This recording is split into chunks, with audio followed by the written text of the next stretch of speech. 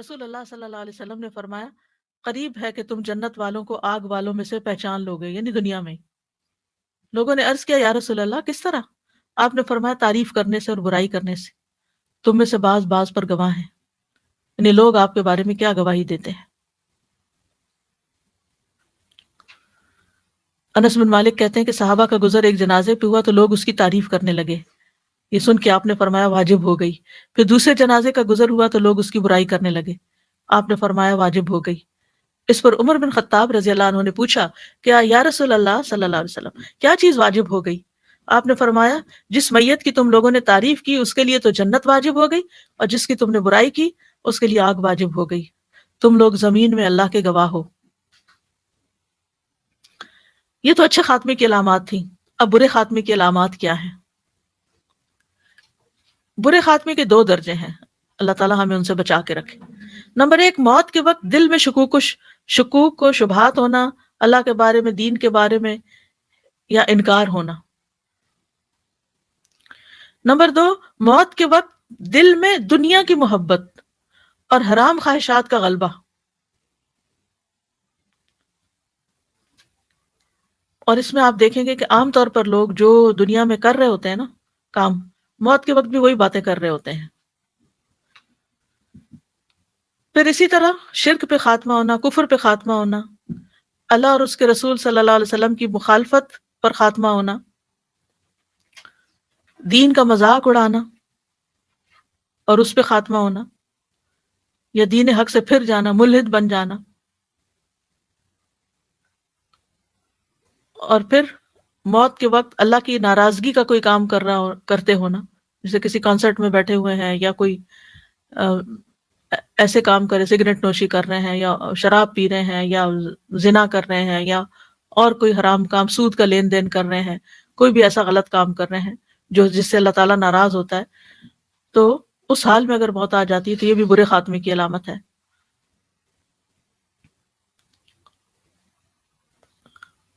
پھر اسی طرح یعنی مرتے وقت دنیا کا ذکر کرنا، یعنی بعض لوگوں کے اگر اینڈ ٹائم کی سٹوریز آپ پڑھیں تو وہ آخری وقت میں کیا بات کر رہے تھے.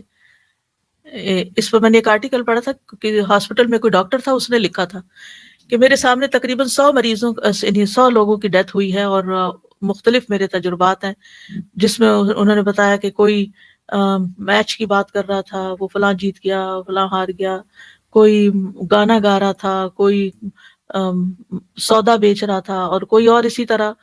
یعنی جو کام دنیا میں وہ زیادہ کرتے تھے موت کے وقت، یعنی جو ہر وقت ہمارے خیالوں میں نہیں چیز چھائی رہتی. یعنی ہمیں اپنے اندر کے خیال کا بھی جائزہ لینا چاہیے کہ کیا چیز ہمارے اوپر غالب آئی بھی، حاوی ہوئی بھی ہے. تو وہ حاوی ہوئی بھی چیز جو ہے نا وہ موت کے وقت بھی حاوی رہتی ہے. پھر مثلا اگر کوئی اپنی اولاد کی بہت فکر کرتا ہے تو مرتے وقت انہی کا نام بار بار لے گا. اسی طرح مال سے محبت ہے تو مال کا ذکر بار بار کرے گا. پھر اسی طرح یہ ہے کہ قرض ادا نہ کرنا جو ہے وہ بھی برے خاتمے کا سبب بن سکتا ہے، یعنی جان بوجھ کے قرض ادا نہ کرنا. نبی صلی اللہ علیہ وسلم نے قرض کے ساتھ کیا معاملہ کیا اور آپ کی امت کیا معاملہ کر رہی ہے، اور ہم عام طور پر اس کو بڑا معمولی سمجھتے ہیں.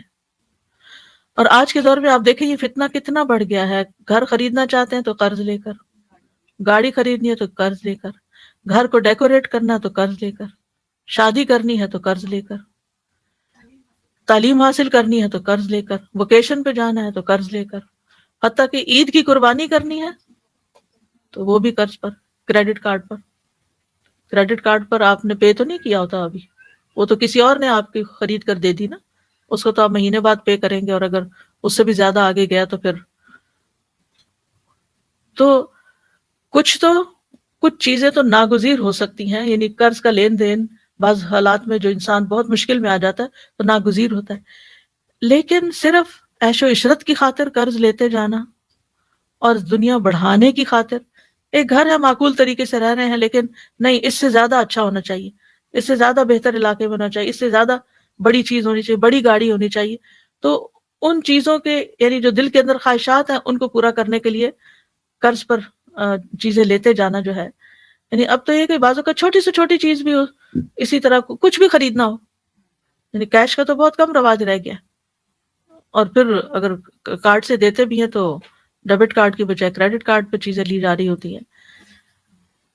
حالانکہ نبی صلی اللہ علیہ وسلم نے قرض میں پڑنے سے خبردار کیا ہے.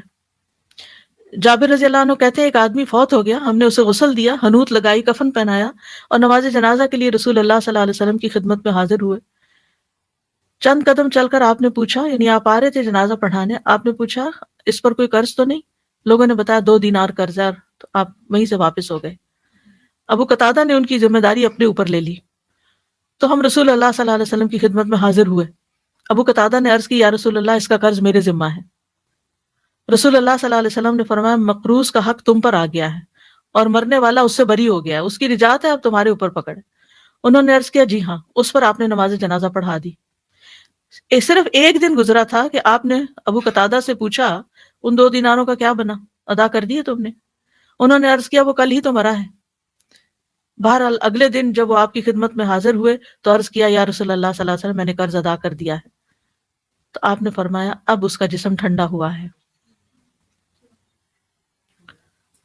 یعنی میت کی کھال قبر میں ٹھنڈی نہیں ہو سکتی جب تک صحیح طور پر قرض ادا نہ ہو جائے. ابن عمر کہتے ہیں رسول اللہ صلی اللہ علیہ وسلم نے فرمایا جو شخص 1 دینار یا درہم کا قرض رکھتے ہوئے مرے وہ اس کے اعمال میں سے کاٹ لیا جائے گا، یعنی عمل اس کا لے لیا جائے گا، کیونکہ وہاں کوئی درہم و دینار نہیں ہوں گے. صحیح مسلم کی روایت میں ہے شہید سے سوائے قرض کے سب گناہ بخش دیے جاتے ہیں. آپ دیکھیں کہ اپنی جان دینے والا، اپنا خون بہانے والا، اس کا سب کچھ معاف ہے. پہلا قطرہ زمین پہ گرتا ہے سب معاف ہو جاتا ہے، ایک چیز معاف نہیں ہوتی اور وہ قرض ہے. لیکن افسوس کے ساتھ کہنا پڑتا ہے کہ قرض کے معاملے میں لوگ بہت بہت غفلت برتتے ہیں. یعنی لے لیا اور اس کے بعد بھول گئے. اگر کوئی بھول بھی جائے نا تو اس کو یاد کرا دینا چاہیے تاکہ اس کے اوپر نہیں یا پھر معاف کریں. لیکن اکثر ایسے ہوتا ہے کہ لوگ واپس نہیں کرتے. اور ایسا نہیں ہوتا کہ کر نہیں سکتے، کر سکتے بھی ہوتے ہیں تو جان بوجھ کے نہیں کرتے. قرض میں رہنے کو پسند کرتے ہیں کہ کوئی ہمارا مال تو نہیں خرچ ہونا، کسی اور کا ہے، ہم اپنے کو کہیں اور انویسٹ کرتے ہیں. تو زیادہ کی حوث ہے نا. پھر اسی طرح سوء خاتمہ میں خودکشی بھی آتی ہے. خودکشی، پھر موت کے وقت کلمہ نصیب نہ ہونا. عبدالعزیز بن ابی داؤد کہتے ہیں میں موت کے وقت ایک شخص کے پاس موجود تھا جس کو لا الہ الا اللہ کی تلقین کی جا رہی تھی. اس نے آخر میں جو کچھ کہا وہ یہ تھا کہ جو تم کہتے ہو میں اس کا انکار کرتا ہوں، میں نہیں مانتا. جب وہ مر گیا تو میں نے اس سے پوچھا، جو راوی سن رہے تھے، اس کا کیا مسئلہ کیا تھا؟ کہا وہ شراب کا عادی تھا. تو عبدالعزیز کہا کرتے تھے گناہوں سے ڈرو، یہی وہ ایک معمولی سی چیز ہے جس نے اس شخص کو کفر میں مبتلا کر دیا موت کے وقت. کیونکہ ہوتا ہی ہے نا کہ انسان جب کوئی حرام کام کر رہا تو اس کو کوئی ایک بھی منع کرتا ہے، دوسرا تیسرا چوتھا. ایک مسلمان معاشرے میں گھرانے میں تو یہ ہوتا ہے نا، سب روکتے ہیں چھوڑ دو اس کو، غلط ہے غلط ہے، تو وہ انکار کرتا ہے، نہیں چھوڑتا. تو جب اعمال میں